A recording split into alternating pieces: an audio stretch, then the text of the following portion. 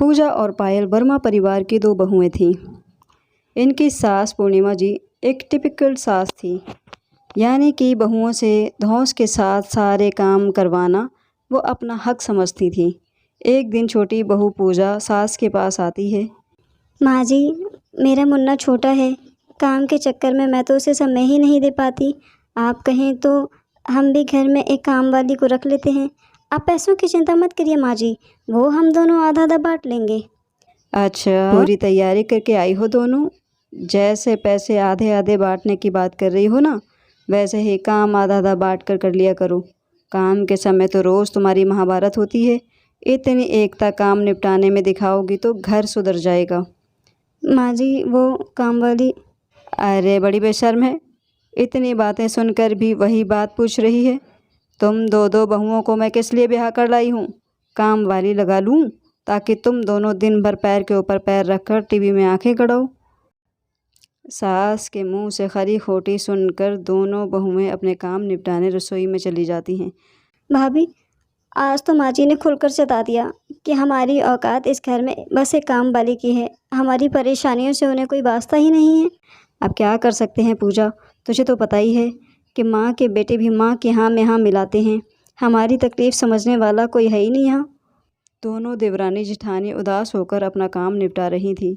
जैसे ही उन्होंने खाना टेबल पर लगाया, सामने से सासू माँ की दूर के रिश्ते की बहन घर आ गई।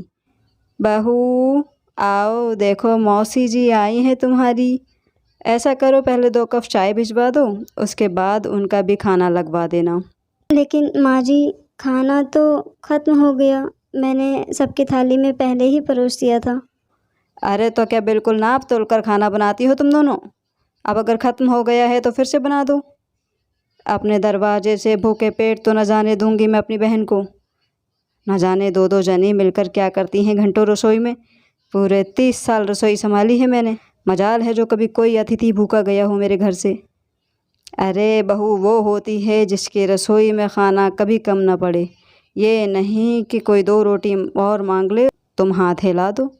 पूजा, आज से दाल चावल सब्जी रोटी सब 2-2 आदमियों के लिए फालतू बनाना।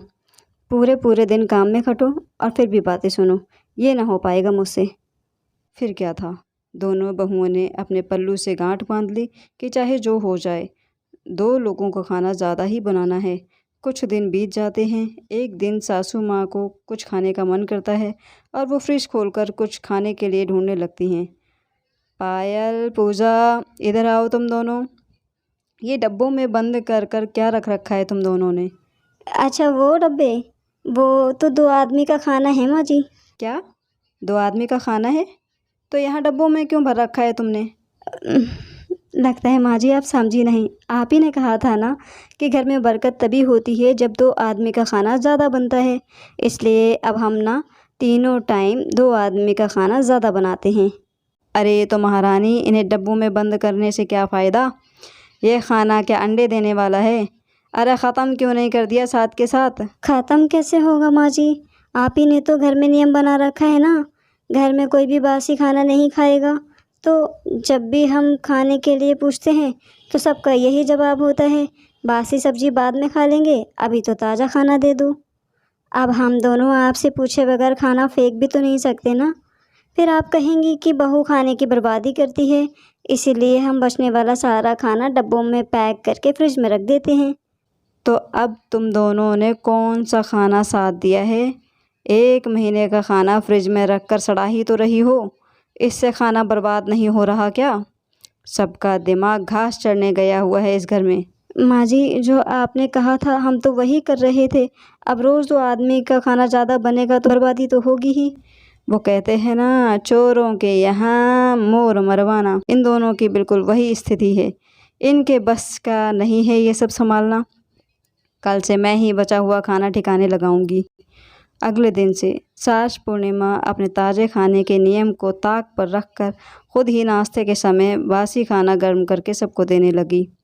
भाभी, ये तो बढ़िया हो गया। माँ जी सारा बासी खाना सुबह नाश्ते में चला देती हैं। ऐसा करते हैं, कल से थोड़ा खाना और बना दिया करेंगे, हमारा भी एक वक्त के खाने का काम कम हो जाएगा। क्या कहती हो? देवरानी पूजा का आइडिया पायल को भी अच्छा लगता है। अगले ही दिन से वो दोनों जानबूझकर थोड़ा खाना ज़्यादा बनाने लगती हैं। सुबह नाश्ते के समय, अरे बहू देखो तो रात का कितना खाना बचा हुआ है, ऐसा करो नाश्ता मत बनाना, सब लोग यही खाना खा लेंगे। ठीक है माँ जी, जैसा आप कहें। दोनों बहुएं रोज़ बासी खाना बचाती और सास सुबह सबको खिलाकर ख़त्म करती। एक दिन पूर्णिमा का बड़ा बेटा माँ से कहता है, माँ ये क्या नया सिस्टम बना दिया है आप लोगों ने। रोज़ सुबह सुबह बासी खाना लाकर रख देती हो, बहुत हो गया। मुझसे अभी बासी खाना नहीं खाया जाता, मुझे मत दिया करो। भैया बिल्कुल सही कह रहे हैं माँ, खाया तो मुझसे भी नहीं जाता। अब इन दोनों को समझाती क्यों नहीं कि हिसाब से खाना बनाया करें। अच्छा, मैं बात करती हूँ दोनों से। दोनों बेटों के ऑफिस जाने के बाद पायल, पूजा, बेटा खाना कुछ ज़्यादा ही बचने लगा है, सोच समझ कर खाना बनाया करो। मैं तो तुम दोनों को समझा समझा कर थक गई हूँ। बर्बादी कहाँ हो रही है माँ जी, आप खिला तो देती हैं सबको। अरे मजबूरी में खिलाती हूँ, मुझे बासी खाना खिलाने का कोई शौक़ नहीं है। कान खोल कर सुन लो दोनों, आज से अगर ज़्यादा खाना बचा तो तुम दोनों ही खाओगी। मेरे बेटे और पोते पोतियाँ तुम्हारी गलती का हर्जाना बिल्कुल नहीं भरेंगे। सास के जाने के बाद, भाभी खाना तो आज भी बहुत सारा बच गया है, अब क्या करें। पूजा तू ऐसा कर, सबकी थाली में थोड़ा थोड़ा और परोस दे, सारा खाना ख़त्म हो जाएगा। पायल के कहने पर पूजा सबकी थाली में और खाना परोस देती है। माँ जी, बाबूजी, आइए खाना लगा दिया है। सब लोग आकर खाना खाने लगते हैं। अरे भाई आज तो मैंने कुछ ज़्यादा ही खा लिया है। पायल तुमने आज बहुत सारा पुलाव रख दिया था मेरी थाली में, अब मुझसे और नहीं खाया जाएगा। अरुण की तरह बाकी सब भी बारी बारी से थाली में जूठा खाना छोड़कर उठ जाते हैं। थाली में बचे हुए जूठे भोजन को देखकर सास पूर्णिमा को और भी गुस्सा आता है। अब ये थालियों में बचा हुआ जूठा खाना तो फ्रिज में रखने लायक ही नहीं है। इस तरह अन्न की बर्बादी तो ठीक बात नहीं होती। सास की बात दोनों बहुएं एक कान से सुनकर दूसरे कान से बाहर निकाल देती और हर रोज़ इसी तरह ढेर सारा जूठा खाना डस्टबिन में फेंकने लगती हैं। बेटा अरुण, मैं तो तुम दोनों की पत्नियों से बिल्कुल परेशान हो गई हूँ, इन्हें बात समझ में ही नहीं आ रही। अरे रोज़ ढेर सारा खाना कूड़े में फेंक देती हैं। इन्हें सुधारने का अब एक ही तरीका है माँ, अब से जो भी बासी झूठा खाना बचे इनके मायके भिजवा दूँ। इन्हें खुद शर्म आएगी तभी ये सुधरेंगी। अगले दिन रात को, ये ले विजय बेटे, मैंने सारा जूठा खाना पैक कर दिया है, तू जाकर अपने ससुराल पहुंचा कर आ। विजय 2 टिफ़िन में भरकर खाना पूजा और पायल के घर में देने के लिए निकल जाता है। अरे दामाद जी, आप इतनी रात को अचानक यहाँ? हाँ माँ जी, वो मैं आपको कुछ देने के लिए आया था, ये लीजिए। क्या लाए हो बेटा, ये खाना किस लिए? माँ जी, आपसे पूछना था कि इतने खाने में कितने लोगों का पेट भर सकता है। 3 लोगों का तो भर ही जाएगा, लेकिन बेटा तुम ये सब क्यों पूछ रहे हो? माँ जी, आपसे इसलिए पूछ रहा हूँ क्योंकि इतना खाना हर रोज़ हमारे यहाँ कूड़े में फेंका जाता है। कितना भी समझाओ, पूजा को ये बात समझ में ही नहीं आती। मैं ये जूठा खाना आपके पास छोड़कर जा रहा हूँ, आपके कुछ काम आ सके तो देख लीजिएगा। मैं कल फिर आऊँगा माँ जी, बासी खाना आपको देने चलता हूँ। पूजा, ये क्या हो रहा है तेरी ससुराल में? दामाद जी इतना बड़ा डब्बा भरकर जूठन देकर गए हैं, इसी तरह तुम अपना घर चला रही हो बेटा? हाँ, इतने खाने में तो 3-4 आदमियों का पेट भर जाए।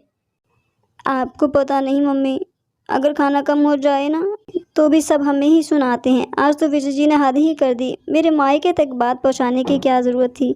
बेटा, एक समय में ना तेरे पापा की जॉब चली गई थी, उस समय 3 लोगों के खाने का इंतज़ाम करना कितना कठिन था वो हम ही समझ सकते हैं। जितना खाना तू फेंक देती है उतने में तो एक पूरे परिवार का पेट भरा जा सकता है। अन्न का कभी भी अपमान नहीं करना चाहिए बेटा, समय बड़ा बलवान होता है। खाना बनाने को कभी बोझ मत समझो, हमेशा ईश्वर का शुक्र मनाओ कि हमारे पास भोजन है, तभी तो हम अपने परिवार को पका कर खिला पा रहे हैं। मुझे माफ़ कर दो माँ, मैं आगे से आपकी बात का ख्याल रखूँगी और कभी भी अन्न बर्बाद नहीं करूँगी। सबकी थाली में उतना ही परोसूँगी जितनी ज़रूरत हो। माँ की बात सुनकर पूजा को अपनी गलती समझ में आ जाती है और वो खुशी खुशी सबके लिए ताज़ा भोजन बनाने लगती है।